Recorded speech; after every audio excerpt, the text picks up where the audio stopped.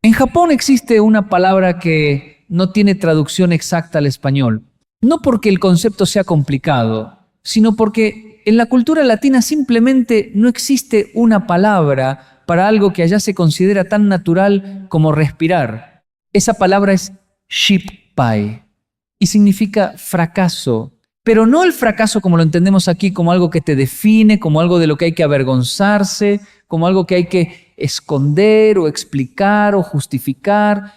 En Japón, el shippai es parte del proceso, es esperado, es necesario y en muchos contextos es bienvenido. Esa diferencia aparentemente pequeña en cómo dos culturas interpretan el mismo evento tiene consecuencias enormes en la forma en que las personas viven, deciden, arriesgan y crecen a lo largo de su vida. Porque la forma en que una cultura entiende el fracaso determina cuánto están dispuestas a intentar sus personas. Y cuánto están dispuestas a intentar determina en gran medida lo que terminan logrando. Hoy vamos a explorar esa diferencia con honestidad, sin declarar ganadores culturales, sin romantizar ninguna de las dos formas de ver el mundo, pero sí con la claridad suficiente para que puedas identificar en ti mismo qué relación tienes con el fracaso, de dónde viene esa relación y qué cambiaría en tu vida si decidieras verlo de otra forma. Porque al final de este video vas a entender algo que muy pocas personas logran ver con claridad. El fracaso no es el problema, lo que haces con él es el problema. Y lo que haces con él está determinado en gran parte por lo que crees que significa sobre ti. Para entender cómo Japón procesa el fracaso de forma diferente, primero necesitas entender el contexto cultural que lo hace posible. En Japón existe un concepto llamado Kaizen. Lo conocen en el mundo empresarial como una filosofía de mejora continua, pero en su raíz cultural es algo mucho más profundo que una estrategia de negocios. Kaizen es una forma de ver la vida donde el estado actual de las cosas nunca es el estado final, donde siempre hay algo que puede mejorar, donde la imperfección no es una falla del sistema, sino el estado natural desde el cual se crece. Desde esa perspectiva, el fracaso no interrumpe el proceso, es parte del proceso. Es la información que te dice dónde está la brecha entre donde estás y donde quieres llegar. No es una señal de que no puedes, es una señal de que todavía no has encontrado la forma correcta. Y esa distinción, que parece sutil, lo cambia todo. En la cultura japonesa, un estudiante que falla un examen no es interpretado automáticamente como alguien que no tiene capacidad.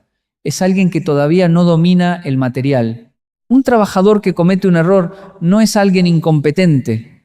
Es alguien que encontró una forma que no funciona y que ahora tiene información para encontrar una que sí. El fracaso es un evento en el proceso, no un veredicto sobre la persona. Compáralo con la relación que tiene gran parte de la cultura latina con el fracaso. Y aquí es importante ser honesto sin ser injusto, porque esto no aplica de igual forma a todos ni en todos los contextos. Pero hay un patrón cultural que se repite con suficiente frecuencia como para que valga la pena nombrarlo. En muchos entornos latinoamericanos el fracaso está cargado de un peso social que va mucho más allá del evento en sí. Fallar no es solo no lograr algo, es quedar expuesto, es dar de qué hablar, es confirmar lo que algunos ya pensaban. Y esa carga social convierte el fracaso en algo que hay que evitar a toda costa, no porque el fracaso en sí sea tan terrible, sino porque las consecuencias sociales de fracasar públicamente pueden sentirse devastadoras. Eso tiene una consecuencia directa y muy concreta en el comportamiento de las personas. Genera aversión al riesgo. Cuando el costo social del fracaso es alto, la decisión racional es no arriesgarse, no intentar nada que pueda salir mal frente a otros. No apostar por algo que tiene posibilidades reales de no funcionar. Y esa aversión al riesgo, repetida durante años, construye una vida donde se intenta poco y donde en consecuencia se logra menos de lo que sería posible. El primer punto de contraste entre ambas culturas es la relación entre el fracaso y la identidad. En Japón, el fracaso es un evento externo a la persona. Le pasó algo que no funcionó. La persona sigue siendo la misma persona, su valor no cambió, su capacidad no quedó en entredicho de forma permanente. Lo que cambió es que ahora tiene más información de la que tenía antes. En gran parte de la cultura latina, el fracaso tiende a internalizarse. No hice algo que no funcionó, fallé. Y esa diferencia gramatical, que parece trivial, refleja algo profundo sobre cómo se procesa el evento. Cuando el fracaso se convierte en parte de tu identidad, cuando falla se transforma en soy un fracasado, el problema ya no es externo y modificable, es interno y permanente. Y de un problema interno y permanente no hay forma de salir porque ya no es algo que te pasó, es algo que eres. Esa internalización del fracaso es uno de los mecanismos más destructivos que existen para el desarrollo personal. Porque mientras el fracaso sea un evento externo, puedes analizarlo, aprender de él y hacer algo diferente la próxima vez. Pero cuando se convierte en identidad, ya no hay nada que analizar ni que cambiar. Solo hay algo que confirmar. El segundo punto de contraste es la forma en que cada cultura procesa públicamente el fracaso. En Japón existe una práctica llamada owabisho, que es una carta formal de disculpa o reconocimiento del error. No es rara, no es extraordinaria. Es una práctica normal en contextos profesionales y sociales donde alguien cometió un error o tomó una decisión que resultó en un mal resultado. Y lo que es revelador de esa práctica no es la disculpa en sí, sino lo que implica culturalmente, que reconocer el error públicamente no destruye a la persona, que admitir que algo salió mal no es una señal de debilidad, sino de integridad. En muchos contextos latinoamericanos, la dinámica pública del fracaso funciona de forma opuesta. Admitir el error públicamente puede sentirse más peligroso que el error mismo, porque la reacción social ante el fracaso reconocido muchas veces no es comprensión ni apoyo, es juicio.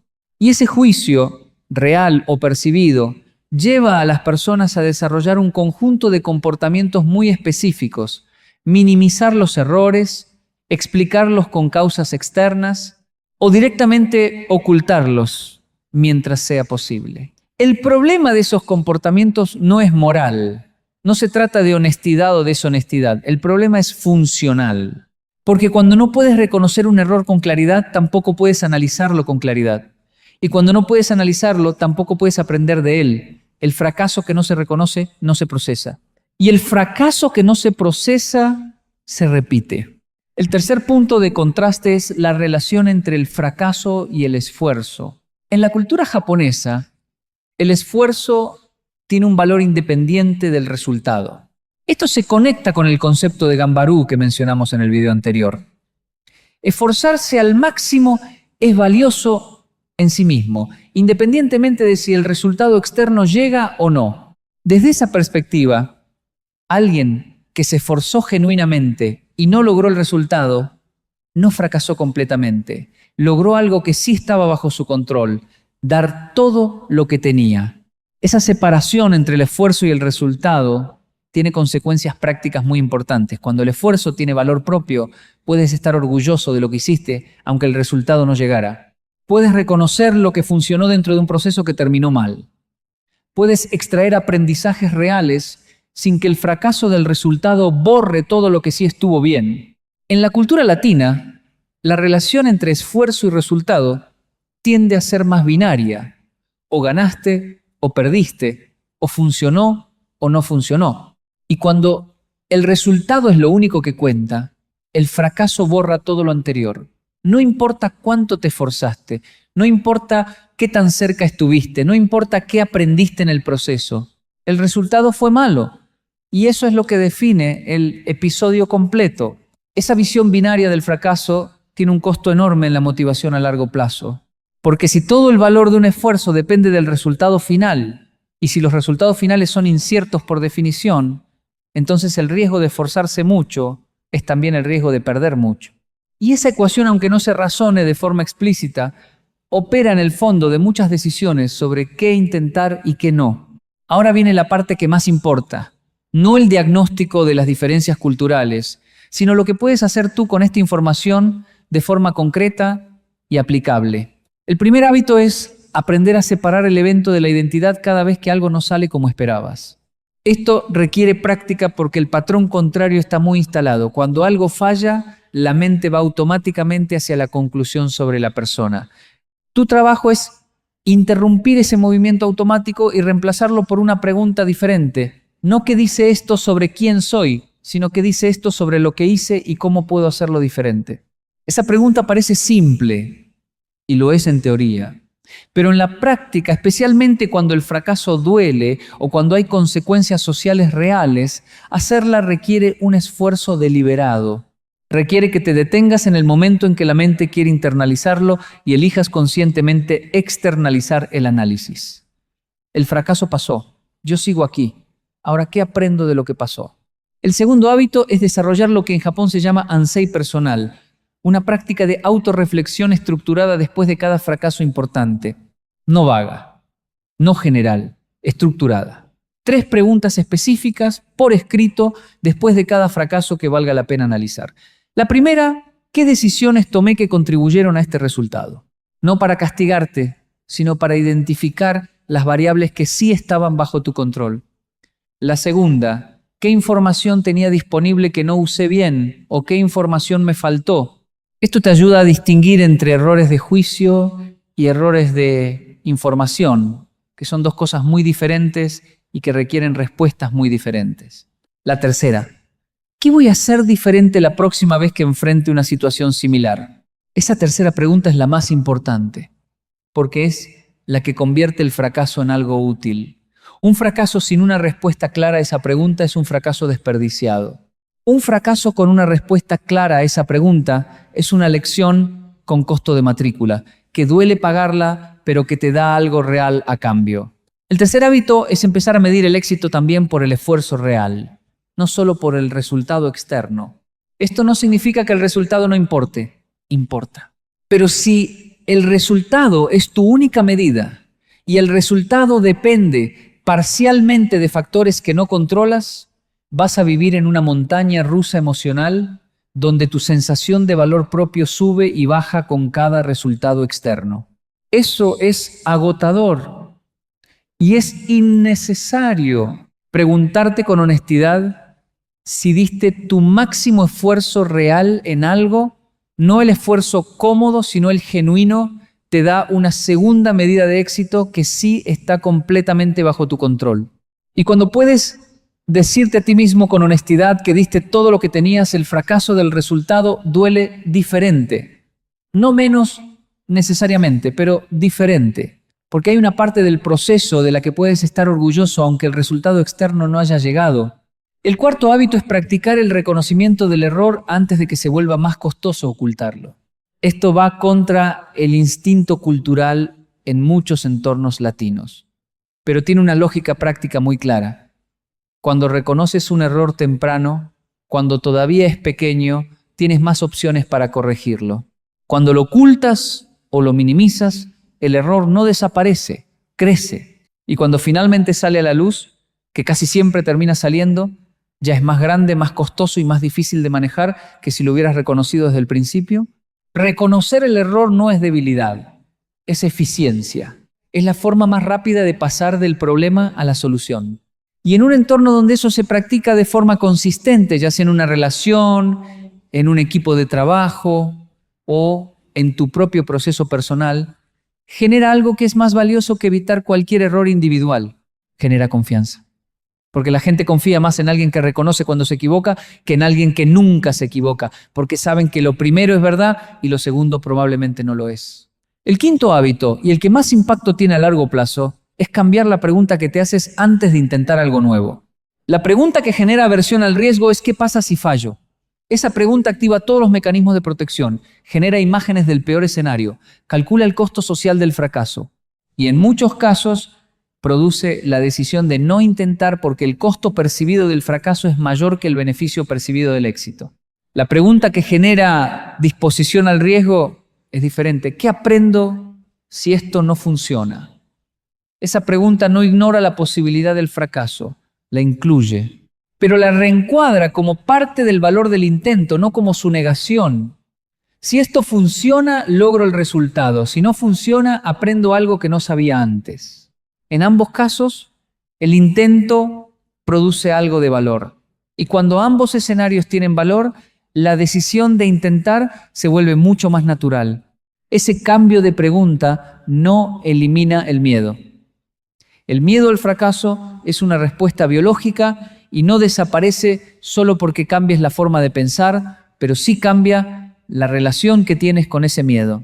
En lugar de ser una señal para detenerte, se convierte en una señal de que estás a punto de intentar algo que importa.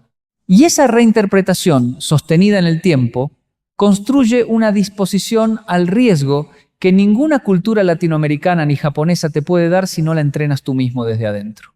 Antes de cerrar, hay algo importante que necesita decirse con claridad para que todo lo anterior no se malinterprete. Este contraste cultural no significa que la cultura japonesa no tenga sus propios problemas con el fracaso. Los tiene.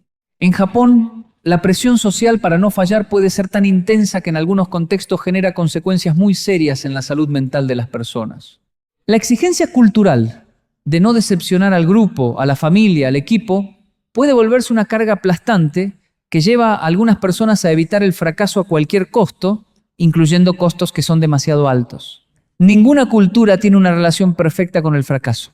Lo que hace valioso el contraste no es declarar un modelo superior, sino identificar elementos específicos de cada forma de ver el mundo que pueden ser útiles para construir tu propia relación con el fracaso.